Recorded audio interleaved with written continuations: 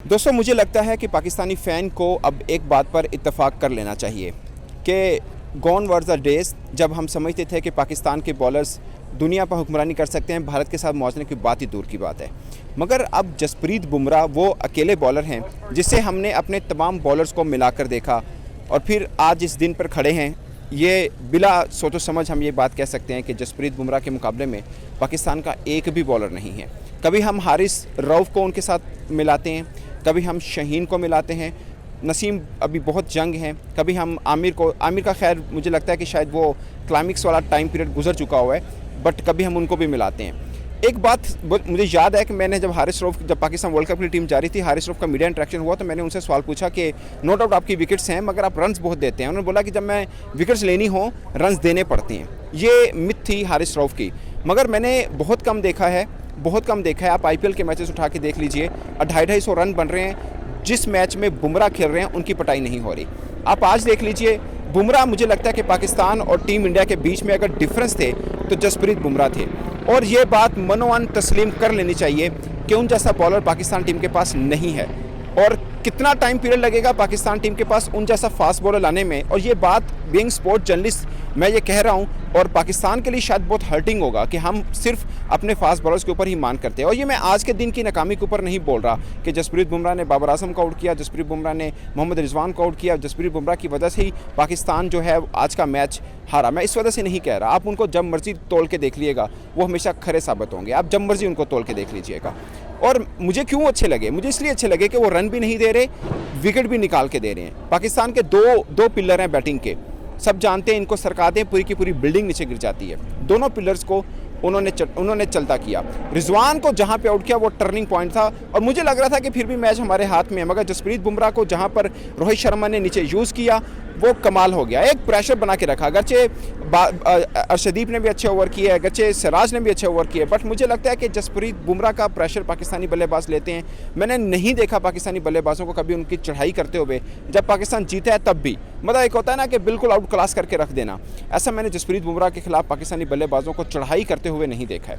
और आपने देखा होगा अक्सर पाकिस्तानी क्रिकेटर्स जो हैं, हम लोग भी, जर्नलिस्ट भी, हमारे आम क्रिकेट फैंस भी, हम लोग अक्सर मुआवजा करते रहते हैं कि पाकिस्तान का वो बॉलर उनसे बेहतर है, हमारी 150 वाला भी है, हमारे यॉर्कर बहुत अच्छे करते हैं, सब चीज़ें हम करते रहते हैं। बट मुझे लगता है, बल्कि आपने बाबर आजम का पॉडकास्ट भी देखा होगा, जब उनसे सवाल पूछा कि आखिरी ओवर में 15 रन बचाने हो तो आप किन को ओवर देंगे, तो उन्होंने नसीम शाह का, ठीक है बीइंग कैप्टन उन्होंने नसीम शाह का नाम लिया, इसमें कोई वो नहीं है। और मैं नसीम शाह को मैं खुद एक अच्छा बॉलर ज़रूर मानता हूँ, बट आई गेस कि ये कंपैरिजन वाला मामला शायद ख़त्म होना चाहिए। कुछ प्लेयर्स की क्लास ऐसी होती है कि आप उनको किसी के साथ जोड़ के रख नहीं सकते हैं, और वो एक बार नहीं, 2 बार नहीं, 20वां मरतबा ऐसा वो साबित भी कर चुके होते हैं कि वो शायद दूसरे बॉलर से हट के हैं। और आई गेस कि जसप्रीत बुमराह वो बॉलर हैं जिनका पाकिस्तान का कोई भी बॉलर इस वक्त एट द मोमेंट जो अब की क्लास मौजूद है, हम शायद उनके कंपैरिजन में नहीं ला सकते। शायद उनके साथ कंपैरिजन करना भी मुझे लगता है कि गैर मुनासिब रहेगा। Being neutral cricket fans, being neutral cricket analyst आप समझ लीजिए कि या स्पोर्ट्स जर्नलिस्ट समझ लीजिए, मुझे लगता है कि वो हट के क्लास हैं, वो हट के हैं। जिस तरह आज उन्होंने मैच पाकिस्तान से छीन कर भारत की गोद में ला कर दिया, वो एक कमाल चीज़ थी। और सबसे अच्छी चीज़ मुझे उनकी जो लगती है कि वो नहायत ही हम्बल हो। अच्छा गेम खेला पाकिस्तान जी, बहुत अच्छा जी, इतना अच्छा कंपटीशन बहुत टाइम से नहीं मिला है। And I'm going to tell you, it was a beautiful game of cricket.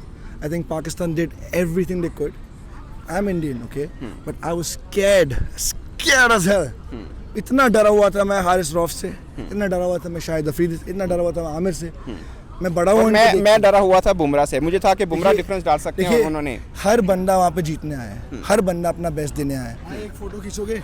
जी, आपको मैं इतना कहना चाहूँगा, पाकिस्तान क्रिकेट ने आज बहुत अच्छा खेला। आप पाकिस्तान से हो? जी, जी। मैं आपको बताना चाहूँगा, पाकिस्तानी के सभी सपोर्टर्स को मैं एक बात बोलना चाहूँगा, बहुत अच्छा, very well played guys, very very very well आपको प्लेड। सच्ची बता रहा हूँ, दिल से बता रहा हूँ। और विश्वास रखो, इमरान खान बाहर आएगा, इंडिया और पाकिस्तान की दोस्ती होएगी, सब कुछ ठीक होएगा।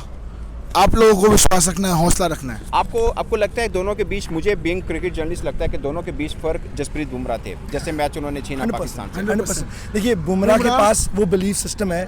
आपने पूरा स्टेडियम देखा, गो फॉर इट, पूरा स्टेडियम आपने देखा कि चेयर कर रहा था उसके, वैसे ही पाकिस्तान के लिए भी चेयर किया। लेकिन ऑफ कोर्स बुमराह में जो बिलीफ सिस्टम है वो आज कोहली ने दिखा पाया, वो आज रोहित शर्मा ने दिखा पाया, वो आज पंत ने दिखा पाया, शाहिद अफरीदी ने, शाहीन अफरीदी ने, और हारिस रऊफ़ और आमिर ने तो क्या बॉलिंग करी। बट आपने सही बोला, बुमराह उसके अंदर जज्बा है, उसका जज्बा ना, वो अकेले खड़ा हो जाता है, 10 लोगों के अगेंस्ट खड़ा हो जाता है वो जज्बा बहुत ज़्यादा इंस्पायरिंग है। उसमें उस जज्बा के कारण पांड्या में भी जज्बा आ गया, अर्शदीप सिंह में भी जज्बा आ गया, सिराज में भी जज्बा आ गया, सब में जज्बा आ गया। तो जज्बा का कोई कंपटीशन नहीं।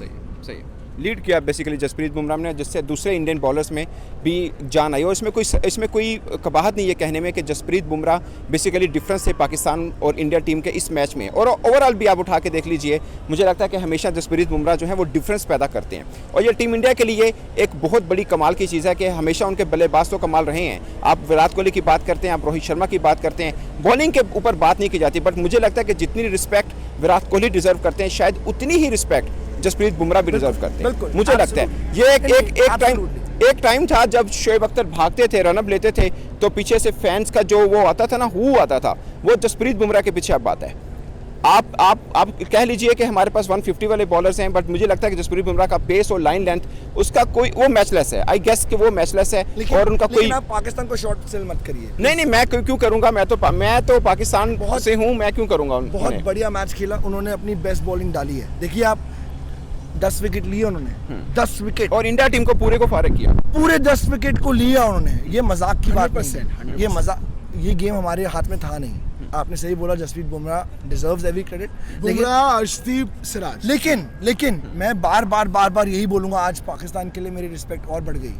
2017 में बढ़ी थी जब फखर जमान ने वो इनिंग्स खेली थी, और आज मेरी वापस से बढ़ गई। मैं आपको सच्ची बता रहा हूँ, इससे पहले जब मेलबर्न में खेले थे ये लोग, कोहली ने पूरा गेम खेला था, गेम वाज नाइस, मगर कोहली था वहाँ पे, आपको पता है कोहली था, ठीक है।